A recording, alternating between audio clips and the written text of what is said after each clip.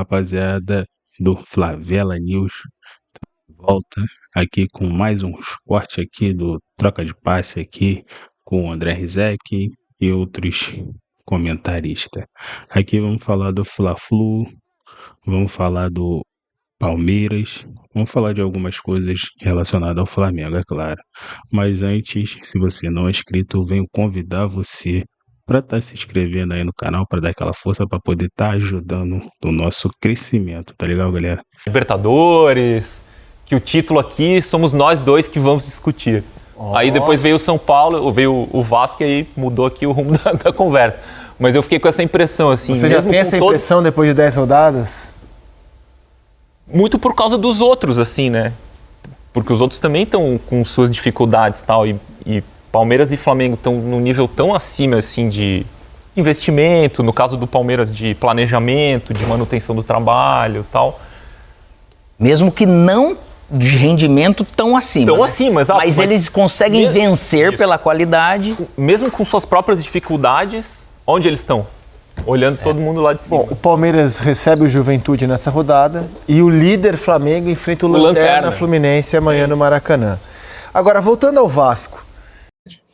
Dando aqui o devido crédito. Vamos lá, veja aí, ó. Vamos nessa.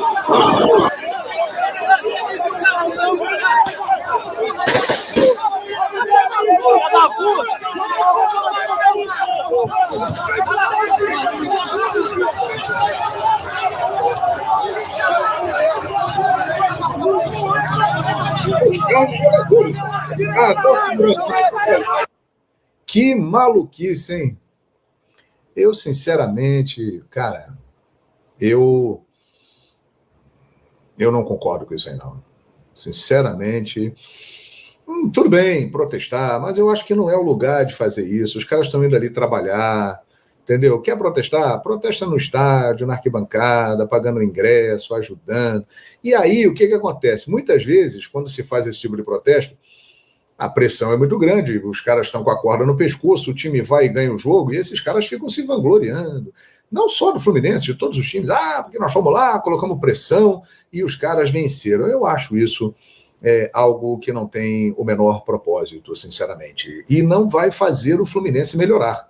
O Fluminense pode até ganhar o jogo, agora melhorar não vai por causa dessa situação. Isso aí é algo garantido. São imagens realmente muito fortes aqui de protestos em relação ao time do Fluminense, né? Não custa nada lembrar, jogo do líder Flamengo contra o Lanterna Fluminense. Inclusive, o Fluminense amanheceu hoje uma crise danada. Torcedores foram à porta do CT, bateram nos carros, cobraram os jogadores. Segundo o jornalista Vitor Lessa, o carro do John Kennedy foi quebrado e o CT do Vasco, que é próximo, torcedores do Fluminense confundiram alguns jogadores, achando que era jogador do Fluminense, mas na verdade era jogador do Vasco. Quebraram o carro do jogador do Vasco também. Uma confusão danada lá na Barra, é onde fica localizado o CT, tanto do Fluminense quanto do Vasco. Eles são bem próximos.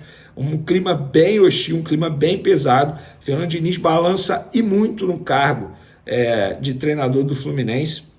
Multa rescisória alta e 53 mil ingressos vendidos, mas o setor sul, que é destinado exclusivamente aos tricolores, não está esgotado. Ou seja, novamente, a torcida do Fluminense não comprou a ideia. Os demais setores estão esgotados, óbvio, é a torcida do Flamengo indo em peso para esse duelo extremamente importante para o Flamengo. O Flamengo vive um grande momento, o Fluminense vive um péssimo momento. A torcida do Fluminense esse ano tem sido vergonha também. O próprio auxiliar do Diniz reclamou que o torcedor não vem comparecendo ao Maracanã nos jogos do Fluminense e, mais uma vez, o torcedor tricolor deixando a desejar. E nós apuramos o que o Diniz estava tramando fazer para tentar vencer o Flamengo nesse domingo.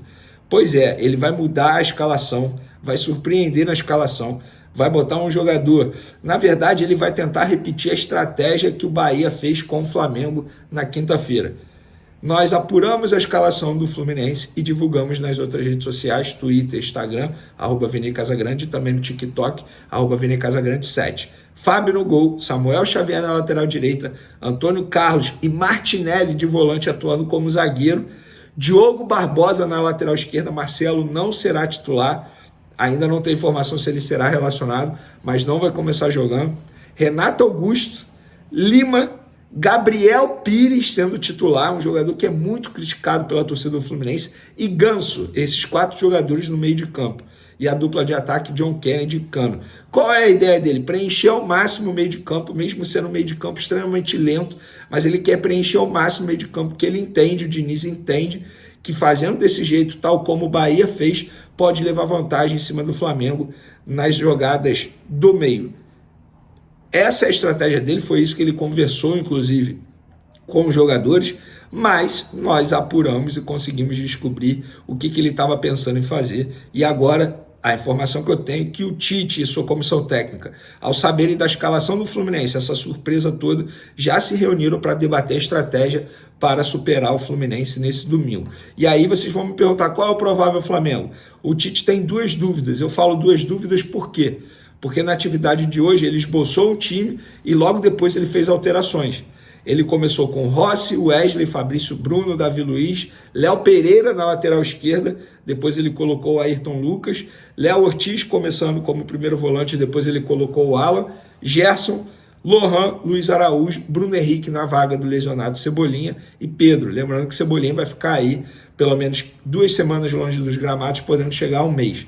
Então o Bruno Henrique precisa correr contra o tempo para recuperar o bom futebol o mais rápido possível, porque ele será peça extremamente importante. Para esse jogo, terá concentração, os jogadores vão se apresentar ao técnico Tite lá no Ninho do Urubu na noite desse sábado, treinaram pela manhã, foram liberados durante o dia e na noite do sábado eles se reapresentam, terá concentração, um jogo extremamente importante, vão dormir no Ninho do Urubu e no domingo jogo normalmente, café da manhã, tudo certinho lá no Ninho do Urubu. A grande novidade do Flamengo na lista de relacionados será o atacante Carlinhos, que tem apenas 58 minutos disputados com a camisa do Flamengo, 45 minutos contra o Palmeiras, 13 minutos contra o Atlético Goianiense, teve alguns problemas pessoais, como infelizmente o falecimento da mãe dele, teve problemas físicos e agora depois de muito tempo ele volta à lista de relacionados, que dê tudo certo na vida do Carlinhos, um cara que eu já falei aqui milhões de vezes, tem uma história de vida linda, sensacional, mas eu creio que no Flamengo terá pouquíssimas